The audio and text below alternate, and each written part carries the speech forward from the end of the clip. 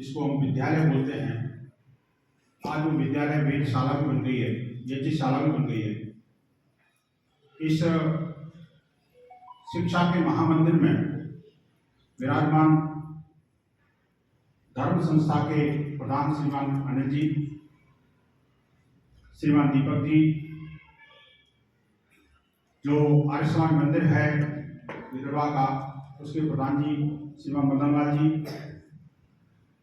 हमारे बीच में वेद उपनिषद और दर्शन शास्त्रों के आचार्य मध्य में विराजमान हैं श्रीमती विमलेश आर्या जी, और जिनके सुमधुर संगीत में भजन आपको सुनाई देंगे वो शास्त्री अरुण कुमार जी और प्राथमिक शास्त्री जी, यहाँ के अध्यापक भी हैं, मेरे प्रेरणा स्रोत भी हैं, वैदिक विद्वान भी हैं और गुरुकुल के स्नातक भी हैं।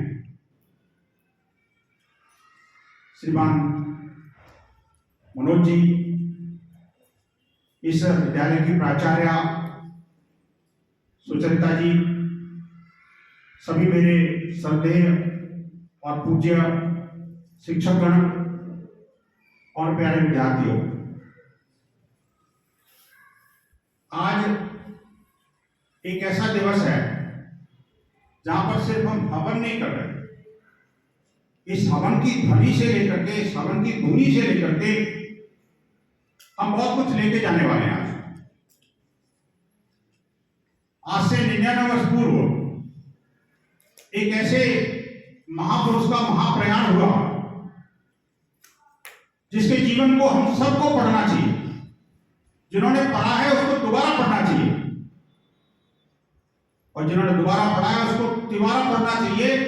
पढ़ करके न सिर्फ अपने शरीर में, अपने मन में, मस्तिष्क में धारण करें, और फिर दुनिया को बांटने का काम करें।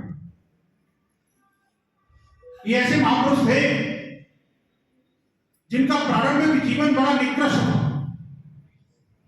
बहुत बड़े मिलते हैं, हमने सुना होगा कि बड़े बड़े विद्वान, बड़े बड़े महापुरुष, बड़े बड़े ज्ञानी हुए हमारे देश के अंदर, लेकिन उनकी न्यूनता नजर नहीं आती। ये ऐसे महापुरुष थे जिनका प्रारंभिक काल जो है ना, बहुत सारी न्यूनताओं से भरा हुआ था। वो प्रोफेशन से बड़े एडवोकेट थे, बरेली उत्तर प्रदेश में है, उसमें एक बड़े अधिवक्ता थे,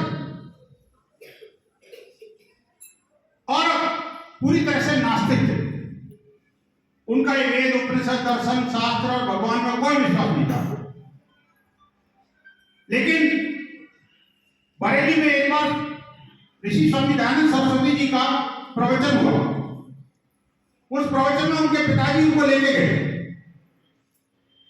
उन्होंने बहुत आग्रह किया, नहीं मैं क्या करूं जाकर के, मेरे को जरूरत नहीं।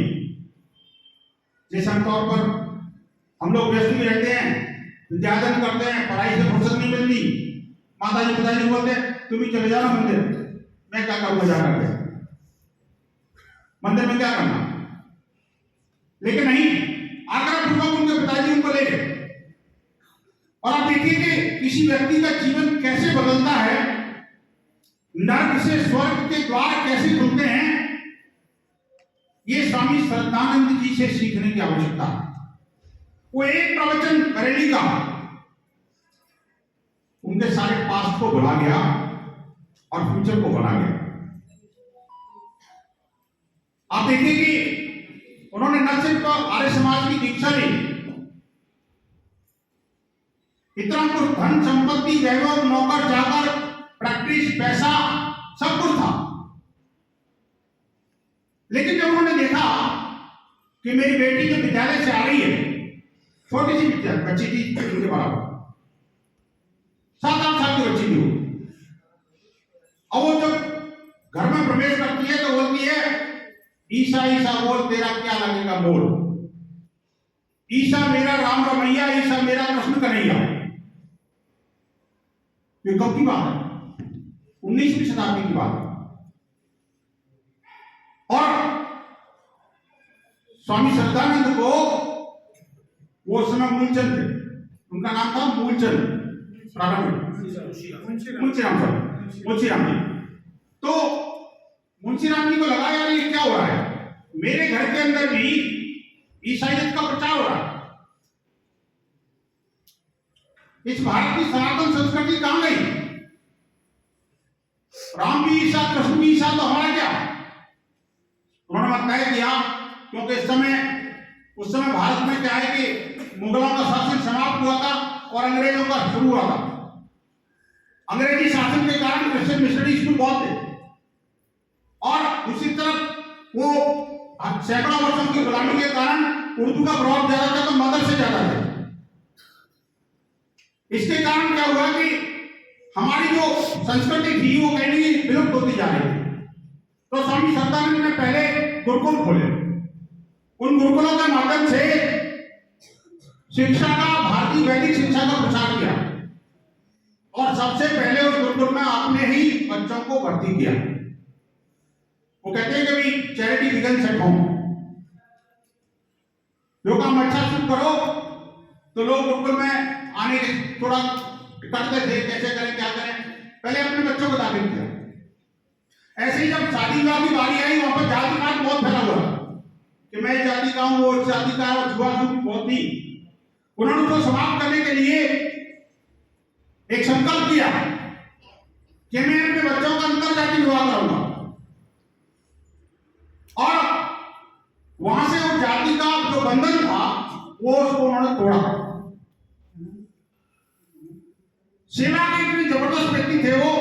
गुरुकुल में एक औषधालय चलता था। उस औषधालय में जब वो भ्रमण के लिए निकले थे तो अचानक उस एक रोगी को उल्टी आ गई।